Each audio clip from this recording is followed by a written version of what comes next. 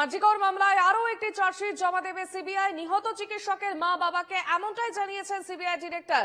নিহত তরুণীর মা বাবা দিল্লিতে সিবিআই ডিরেক্টরের সঙ্গে দেখা করেন গতকালই এবং নিহতের পরিবার যেটা দাবি করছে, সিবিআই তাদের জানিয়েছে আরজিকর মামলার আরও একটি চার্জশিট জমা দেবে সিবিআই এবং ঘটনায় একাধিক ব্যক্তি জড়িত থাকলে তাও চার্জশিটে উল্লেখ করা থাকবে।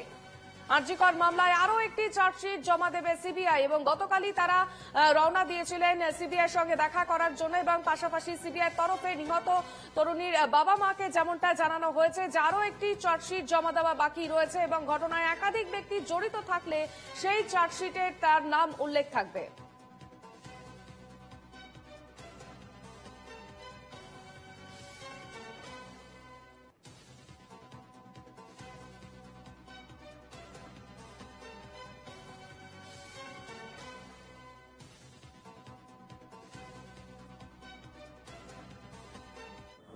আমাদের এখানে যেসব বিষয়গুলো তদন্তে সিবিআই করেনি সেগুলোই আমরা বলেছি এবং আমরা যে এখনো মেয়ের ডেথ সার্টিফিকেটটাও পাইনি সেটাও ওখানে বলেছি।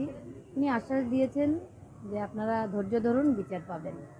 এই ঘটনার সাথে একাধিক ব্যক্তি যুক্ত রয়েছে, বিভিন্ন তদন্তে বিভিন্ন ফরেন্সিক পরীক্ষা ডিএনএ পরীক্ষার ক্ষেত্রে দেখা গেছে প্রমাণিত হয়েছে, কিন্তু তা সত্ত্বেও মাত্র একজনকে এরা দোষী সাব্যস্ত করেছে, বাকিরা এখনো অবলুপ্ত। সেই বিষয়ে দৃষ্টি আকর্ষণ করাতে কি বললেন সিবিআই অধিকর্তা ডাইরেক্টর?